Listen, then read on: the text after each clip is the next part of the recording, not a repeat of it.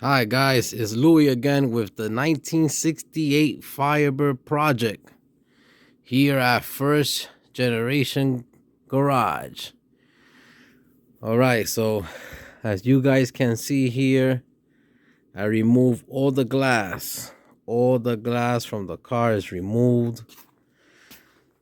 Okay. I should have recorded this, but this car had about 2,000 acorns. I think a couple of squirrels and his family used to live in this car. As you can see, the floor is totally gone. It's like Fred Flintstone's ride. Yeah, I'm looking for the bucket seats for a 68 Firebird. I'm missing the steering wheel. I would love to have the one with the spokes and the bird in the middle for 68. I contacted a good friend of mine's that deals with first gen Firebird parts, which about 95% of his parts are all original parts.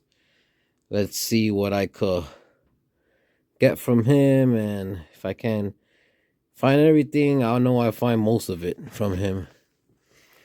So last time I had the whole front clip of this car on. Now, as you guys can see, it's gone, totally gone. I have to do some repairs here where the wiper motor sits. It's a little rusty here. I'll put a patch panel there. It's a funny thing with this car. Top of the dash, that panel right there, where the front speaker behind that grill over there gets mounted to, and those two openings is for your defroster. Well, the VIN of this car is attached to that panel. I was going to change the whole entire panel, but I honestly just have a couple of holes in here that I feel I could patch up. Now, if the underside of that panel was rusty or even pitted, I would have changed it. But believe it or not, the other side, talking about with the gauge cluster, on top of where the gauge cluster is, on top of where that speaker is in the front and all that, believe me, it's clean as a whistle. I cannot believe the condition it is. So I feel I should save as much as original sheet metal I can of this car. What I was very happy was that the glass gutters for the windshield on the car is actually in great shape. There's no holes. Now, for the rear, it's a totally different story. For the rear, I probably will be doing the upper filler panel here because she's so rusty. And the gutters are shocked. I mean, the gutters, look at the other side. There's holes all over the place. I'm going to have to build that up. I will be building it up using the correct sheet metal, which is 18 gauge for these cars. Okay. Now, back to this. My radiator support is shot. I mean, she's all rusty and crusty. She's gonna go. And over here on these cars, these first generation Firebirds, I believe Camaro also. I'm really not a Camaro guy. I don't have nothing against them, but I've been a first generation Firebird guy since the age of 22, which is nearly 20 years ago, guys. So I'm gonna try to save the original metal, and there is stamped, the VIN number is stamped right underneath the blower motor on these cars. So I'm just gonna cut that out, weld a patch there, and weld a patch over here where the heater box get mounted from the inside of the car.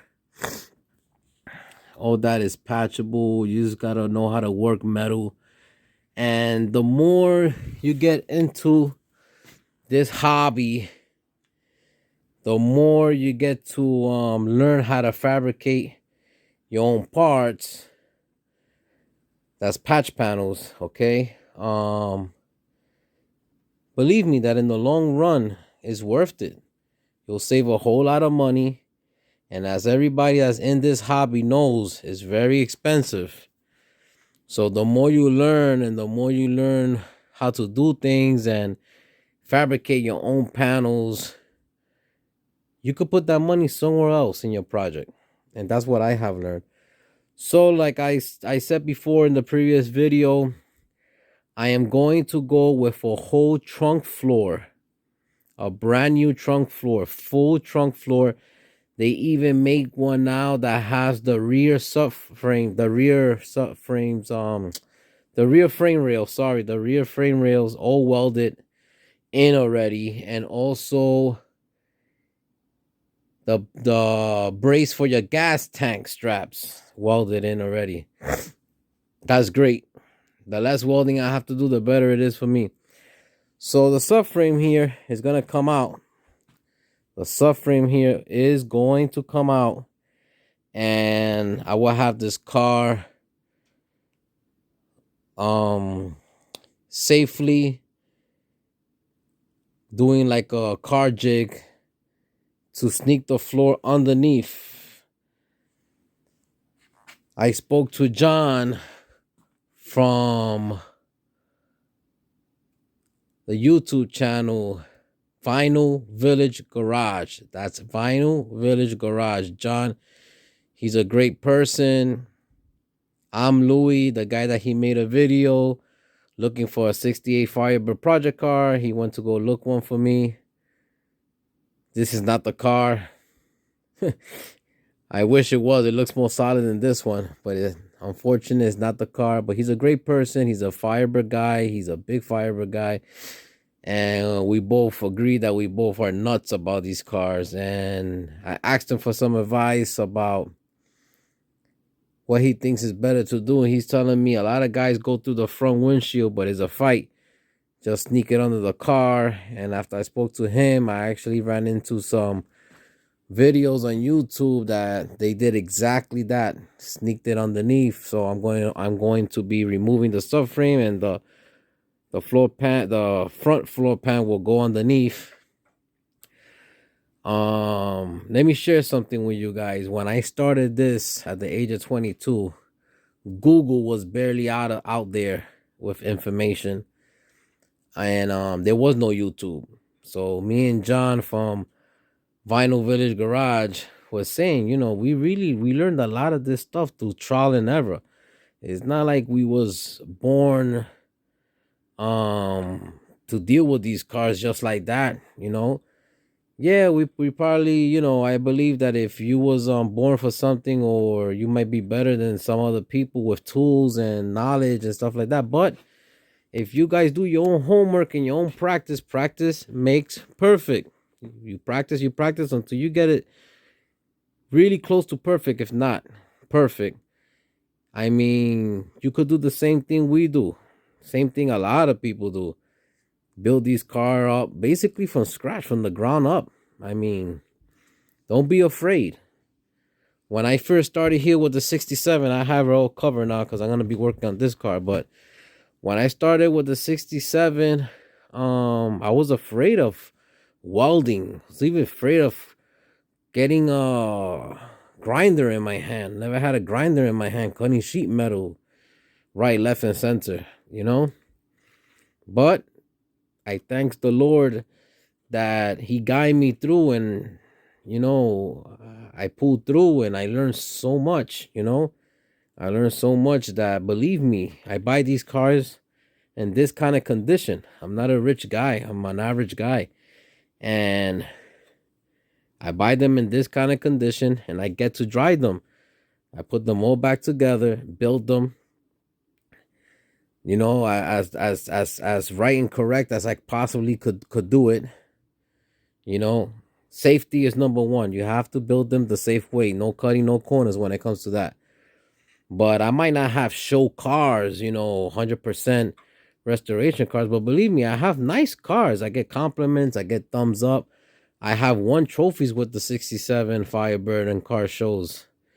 Just because the guys get a blast, I bring the book from beginning to where I'm at now with her.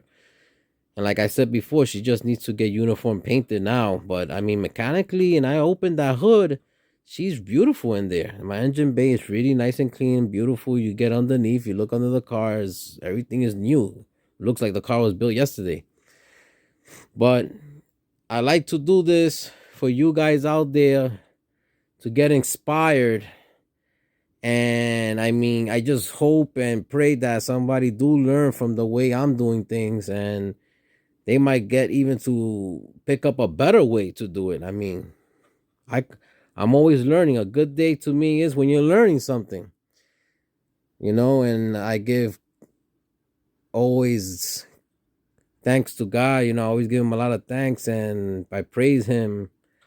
Very thankful that he has blessed me with a lot of this knowledge and learning from others, like John from Vinyl Village Garage, Mark Schilling, big legend, huge legend when it comes to Firebird, first generation by Firebird, 1969, dealing with real Trans Ams and big money built cars, and just breaking my head, reading books. That's how I used to do it back in the day. Go to Barnes and Nobles, pick up a couple of books and read, write things down, draw pictures. There was no cell phones. I mean, there was cell phones, but you had to have money to have a cell phone back then. Wasn't a regular thing like now. But yeah, I'm here. Just a little update on the 68 Firebird.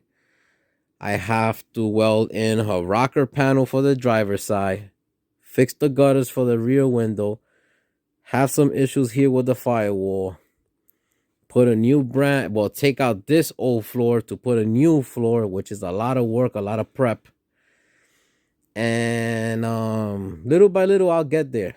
Of course, go through the subframe once I'm done and all that, but never feel like you can't reach that goal that you set to yourself, because if you go with a negative mind, no matter what you're doing in life, if you go into it with a negative mind or you put your guards down, you already lost the fight before it even started. The battle is done, it's over. Okay, so this is just a little update, and as I go, I will keep filling you guys up on how the project is going. Bye-bye. Hey guys, here's Louie again with the first generation garage, with the first generation Firebirds. 67, 68, 69. Well, since the last time I recorded this car, I took everything apart with the glasses out.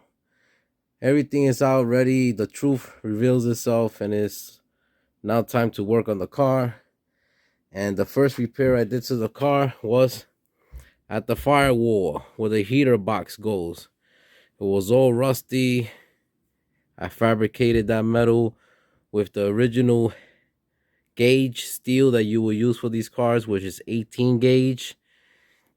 And that whole bottom lip there, I did it. Came out nice. I'm happy. It's not 100% done, but it's pretty much there. I would like to do the seam, the original factory seam, nice and clean once I'm done, and paint the firewall. Of course, that's way down the road. I like to use like a satin black for this car, not too shiny when it comes to the engine bay. My next repair for the firewall will be where the wiper motor mounts. This hole right here is all rotted. All this is soft metal, so I have to fabricate that now. And on these cars, it's like a little indent in. And I'll try my best to fabricate it. I don't like to see rust. I like for my cars to be as solid as possible. But these little improvement on the cars is what makes you get a good idea how she's gonna look towards the end. Nice, repaired, and solid, and no rust. But I continue my journey with this car little by little. I keep you guys posted Thank you. Bye-bye. All right, just finished repairing the mounting hole for the wiper motor, which is right here. I repaired it with an 18 gauge steel, trying to keep everything original thickness of the sheet metal I use on these cars, which is 18 gauge. And you see that it has like a lip, so I had to bend, actually hit it with a hammer and my vise until I had like a lip for it. I tried the wiper motor, she came out great, all the holes lined up and she fits right in there. Little by little, moving forward for the 68 Firebird.